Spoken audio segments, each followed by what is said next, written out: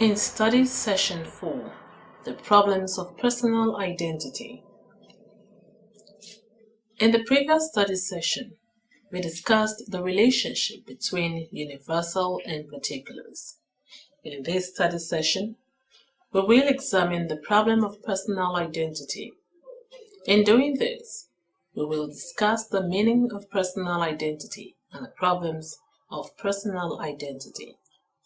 When you have studied this session, you should be able to distinguish personal identity from mere characteristics and discuss the problems of personal identity. Conceptualizing the problem of personal identity. Who am I? What am I? How am I? Such are the questions that fill personal identity. Do you have an answer? One of the most central issues discussed in metaphysics as a discipline has to do with the problem of personal identity. By way of definition, the problem of personal identity has to do with the question of what it is that inheres in a person from the time the person was born to the time he or she dies at old age. That makes him or her the same person. In other words, it is believed that certain essential nature of every individual persists or insists in that individual, and it is that nature or feature that makes the person the same through time and space. How do we identify this defining, determinate, and definitive feature of each individual? It does not only identify the person through time and space, but distinguishes each person from the other. And so the question is, what personal identity is? Personal identity can be seen from the point of view of the questions that arise concerning human being by virtue of their being persons. Many of these questions are familiar ones that occur to nearly all of us now and again, such as, what am I? When did I begin? What will happen to me when I die? Questions such as these constitute the core of the problem of personal identity and have occupied the attention of thinkers for some time. And so, personal identity has been in discussion since the origins of Western philosophy, and most major figures have had something to say about it. The problem has often begun with a question: what is a person? Many philosophers define person as something that has certain special mental properties. Locke, for instance, famously said that a person is thinking, intelligent being that has reason and reflection, and can consider itself as itself, the same thinking thing in different times and places. Presumably, this implies that something is a person at a given time if and only if it has those mental properties then. What are the problems of personal identity? The problem of personal identity is not understood as a single problem, but rather a wide range of loosely connected questions. However, the problem of personal identity centers on the notion of person, that is, how is the word person to be understood. In discussing the question of personhood, questions raised include: what is it to be a person? What is necessary and what suffices for something to count as a person as opposed to a non-person?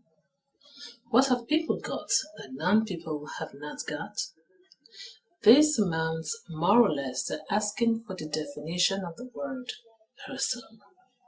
More specifically, we can ask at one point in one's development from a fertilized egg there comes to be a person, or what it would take for a chimpanzee or a Martian or an electronic computer to be a person, if they could ever be. In discussing the problem of personhood, we often speak of one's personal identity as what makes one the person one is. Your identity in this sense, consists roughly of what makes you unique as an individual and different from others.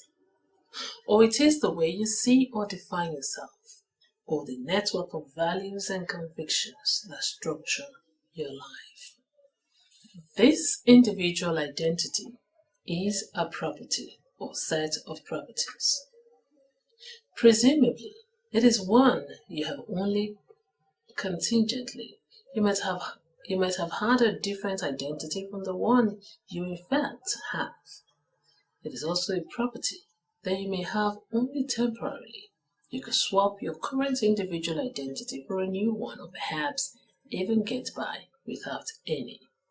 In examining the question of personal identity still, the notion of persistence requires some attention. In this regard, what does it take for a person to persist from one time to another? That is, for the same person to exist at different times. What sorts of adventures could you possibly survive in the broadest sense of the word possible? And what sort of event would necessarily bring your existence to an end? What determines which past or future being is you? Suppose you point to a child in an old class photograph and say, "That is me." What makes you that one, rather than one of the others? What is it about the way she relates then to you, as you are now, that makes her you? For that matter, what makes it the case that anyone at all who existed back then is you? This is the question. Personal identity over time. And an answer to it is an account of our persistence condition, or a criterion of personal identity over time. Historically, this question arises out of the hope or fear that we might continue to exist after we die. Plato's Phaedo is a famous example. Whether this could happen depends on whether biological death necessarily brings one existence to the end. Imagine that after your death, whether this could happen depends on whether biological death necessarily brings one's existence to an end. Imagine that after your death, there really will be someone in the next world or in this one who resembles you in certain ways. How would that being have to relate to you as you are now in order to be you, rather than someone else? What would the higher powers have to do to keep you in existence after your death? Or is there anything they could do? The answer to these questions depends on the answer to the persistence question. The persistence question stretches over the evidence question, though it is necessary that they be distinctly understood. In this sense, what it takes for you to persist through time is one thing. How we might find out whether you have is another. If the criminal had a similar facial appearance or were your identical twin, the courts may conclude that he is you. But even if that is conclusive evidence, having the same facial appearance as your identical twin is not what it is for a past or future being to be you. It is neither necessary nor sufficient for someone else could have the same facial appearance just like yours. With respect to the evidence question, questions that are raised include: how is it possible for us to find out who is who? What evidence bears on the question of whether the person here now is the one who was here yesterday? What ought we to do when different kinds of evidence support opposing verdicts? One source of evidence is first-person memory. If you remember doing some particular action, or at least seem to remember that someone really did do it, then that person is probably you. Another source is physical continuity. If the person who did it looks just like you, or even better, if she is in some sense physically or spatio-temporally continuous with you, that is reason to think she is you. However, which of these sources is more fundamental? Does first-person memory count as evidence all by itself, for instance, or only insofar as we can check it against publicly available physical evidence? What sort of things, ontologically speaking, are you and I and other humans? What is our basic ontological nature? For instance, what are we made of? Are we made up entirely of matter, as stones are, or partly, or wholly of something else? If we are made up of matter, what matter is it? Where, in other words, do our spatial boundaries lie? More fundamental, what fixes those boundaries? Are we substances, ontological dependent beings, or is each of us a state of an aspect of something else, or perhaps some sort of process or event? One possible answer to this broad question is that we are biological organisms. Another is that we are part less immaterial substances, or compound things, made up of an immaterial soul and immaterial body. Hume suggested that each of us is a bundle of perceptions. A more popular view now is that we are material things constituted by organisms.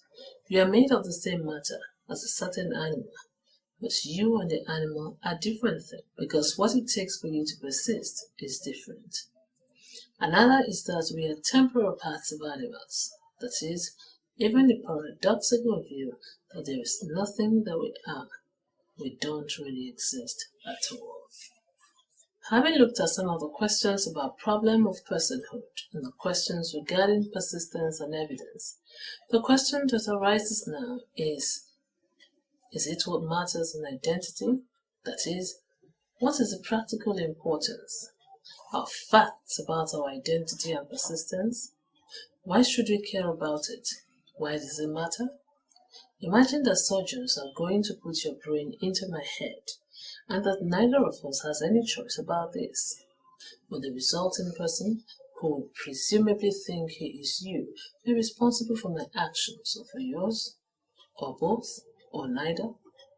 Suppose he will be in terrible pain after the operation unless one of us pays a large sum in advance.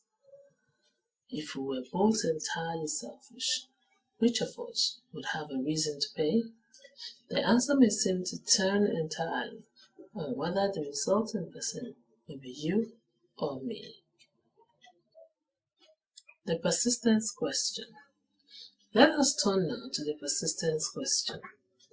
Few concepts have been the source of more misunderstanding than identity over time. The persistence question is often confused with other questions or stated in a tendentious way. The question is, what is necessary and sufficient for a past or future being to be you? If we point to you now and then describe someone or something existing at another time, we can ask whether we are referring to one thing twice or referring once to each of two things.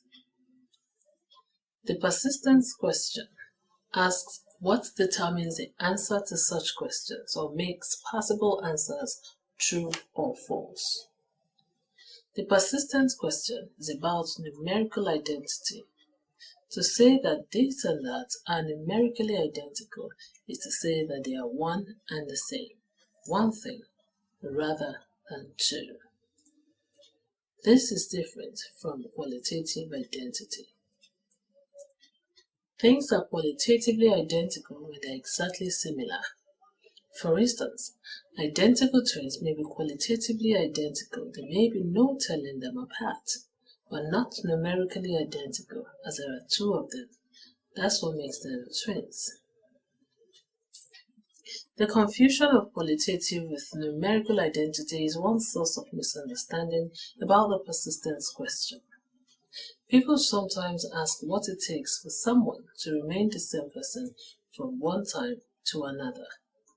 The idea is that if I were to alter in certain ways, if I lost most of my memory or my personality changed dramatically, or I underwent a profound religious conversion, say, then I should no longer be the person I was before. The question of what it takes for someone to remain the same person is not the persistence question. It is not even a question about numerical identity. If it were, it would answer itself. Accounts of our identity through time. Almost all proposed answers to the persistence question falls into one of three categories.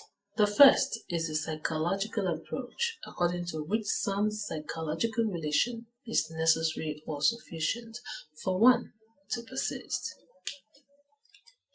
You are that future being that in some sense inherits its mental features such as beliefs, memories, preferences, the capacity for rational thought from you. You are that past being whose mental features you have inherited in this way. There is dispute about what sort of inheritance this has to be, whether it must be underpinned by some kind of physical continuity, for instance, or whether a non-branching requirement is needed. There is also disagreement about what mental features need to be inherited. Most philosophers, writing on personal identities in the early 20th century, have endorsed some version of the psychological approach. The memory criterion mentioned earlier is an example. Advocates of the psychological approach include Johnston, 1987, Garrett, 1998, Hodson, 2001, Lewis, 1976, and many more. The second idea is that our identity through time consists in some brute physical relation. You are that past or future being that has your body, or that is the same biological organism as you are, or the like. Whether you survive or perish has nothing to do with psychological facts. Call this the somatic approach. A third view, anti-criterialism, denies this. Mental and physical continuity are evidence for identity, it says, but do not always guarantee it and may not be required. No sort of continuity is both necessary and sufficient for you to survive. The only correct and complete answer to the persistence question is a trivial statement that a person existing at one time is identical with a being existing at another, if and only if they are identical. The psychological approach. Most people feel immediately drawn to the psychological approach. It seems obvious that you would go along with your brain if it were transplanted, and that this is so because that organ would carry with it your memories and other mental features. This would lead the recipient to believe that he or she was you. And why should this belief be mistaken? This makes it easy to suppose that our identity over time has something to do with psychology. This would lead the recipient to believe that he or she was you. And why should this belief be mistaken? This makes it easy to suppose that our identity over time has something to do with psychology. It is notoriously difficult, however, to get from this conviction to a plausible answer to the persistence question. What psychological relation might our identity through time consist in? We have already mentioned memory. A past or future being might be you, if and only if you can now remember an experience you had then, or vice versa. This proposal faces two objections discovered in the 18th century by Sargent and Berkeley, but more famously discussed by Reid and Butler. First, suppose a young student is fined for overdue library books. Later, as a middle-aged lawyer, she remembers paying the fine. Later still, in her old age, she remembers her law career, but has entirely forgotten not only paying the fine, but everything else she did in her youth. According to the memory criterion, the young student is the middle-aged lawyer. The lawyer is the older man, but the older man is not the lawyer. But the older man is not the young student. This is an impossible result. If x and y are 1 and y and z are 1, x and z cannot be 2. Identity is transitive. memory continuity is not. Second, it seems to belong to the very idea of remembering that you can only remember your own experiences. To remember paying a fine is to remember yourself paying. One response to the first problem: identity is transitive, memory continuity is not. Second, it seems to belong to the very idea of remembering that you can remember only your own experiences. To remember paying a fine or the experience of paying is to remember yourself paying. That makes it trivial and uninformative to say that you are the person whose experiences you can remember. That is, that memory continuity is sufficient for personal identity. It is uninformative because you cannot know whether someone genuinely remembers a past experience without already knowing whether he is the one who had it. One response to the first problem is to modify the memory criterion by switching from direct to indirect memory connections. The old woman is a young student because she can recall experiences the lawyer had at a time when the lawyer remembered the student's life. The second problem is traditionally met by replacing memory with a new concept, retrocognition or quasi-memory, which is just like memory but without the identity requirement. Even if it is self-contradictory to say that I remember doing something I did not do, or someone else did, I could still quasi-remember it. Neither position gets us far, however, as both the original and the modified memory criteria face a more obvious problem. There are many times in my past that I can't remember or quasi-remember at all, and to which I am not linked even indirectly by an overlapping chain of memories. For instance, there is no time when I could recall anything that happened to me while I was dreamlessly sleeping at night. The memory criterion has the absurd implication that I have never existed at any time when I was completely unconscious. The man sleeping in my bed last night was someone else. A better solution appeals to causal dependence. We can define two notions, psychological connectedness and psychological continuity. A being is psychologically connected at some future time with me as I am now, just if he is in the psychological state he is in, then in large part because of the psychological state I am in now.